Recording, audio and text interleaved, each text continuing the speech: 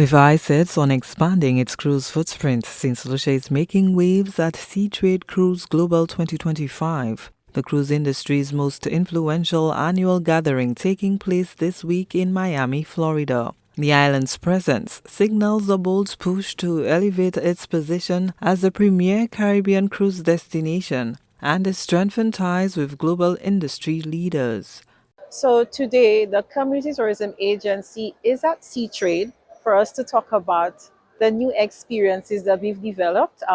As part of the cruise industry or the sector, experiences on shore, the onshore experiences are very important and they form an integral part of what goes on as it pertains to cruise. So today, the Community Tourism Agency is proud to be at Seatrade, and we are proud to introduce the new products that we've developed so far.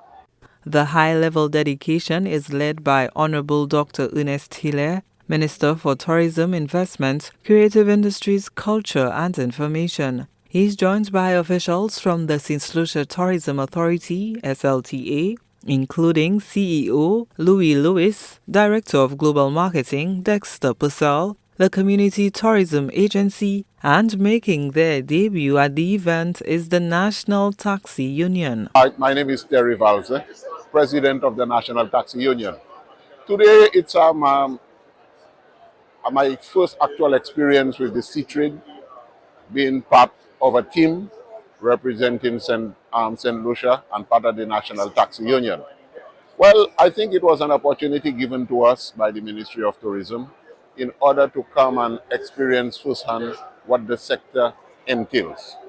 We strongly believe that's a move in the right direction because at the end of the day, too many times taxi drivers have been on the sideline. And coming through the re-establishment of the National Taxi Union, this is an area we want to venture in order to strengthen the sector. We believe a lot of our taxi drivers are left in the dark as to what entails in the whole tourism sector. And coming out here, we believe we'll take our experience and our ideas and our connections back in St. Lucia and how we could improve our product. Today's day 2 at the Seatrade. Happy to be here. I'm St. Lucia. As part of the delegation, we are meeting for global partners. Part of what we are doing from a marketing point of view is to really assess our customer service relation. So we're looking at our port ratings and how we can improve and enhance the service that we offer in St. Lucia. A big part of what we have to offer is the multiple excursion and tours. We have the community tourism area first. We have a number of niche items, niche tours that have not been getting the spotlight. So as a tourism authority, we really want to bring all of this together under one umbrella where we can expose all aspects of St. Lucia to our global partners. In 2024, St. Lucia welcomed just over 700,000 cruise passengers across 334 ship calls, marking an 18% increase from the previous year, reinforcing the island's prominence as a cruise destination. Projections are for another increase in 2025 over 2024 from 455 calls. We are here today at Seatrade Cruise Global 2025 to really refresh our relationship with a number of cruise ship operators that service St. Lucia on an annual basis.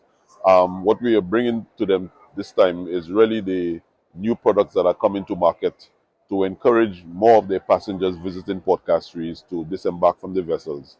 And the more tours that people take is the greater the benefits for us as a country. And we are just exposing them to the new range of products that are available so they can have a wider range for persons who have visited St. Lucia on previous visits that they can participate in. And that is the objective of the cruise sector. With St. Lucia now accommodating cruise ships on par with the world's most luxurious liners, the island is accelerating efforts to develop world-class port infrastructure and reimagine port castries. Plans include the construction of a new vendor arcade, a fisherman's village at Bannon's Bay, and a seaside boardwalk connecting Point Seraphim to Central Castries, adjacent to the government buildings. Gina Filippi, HDS News Force.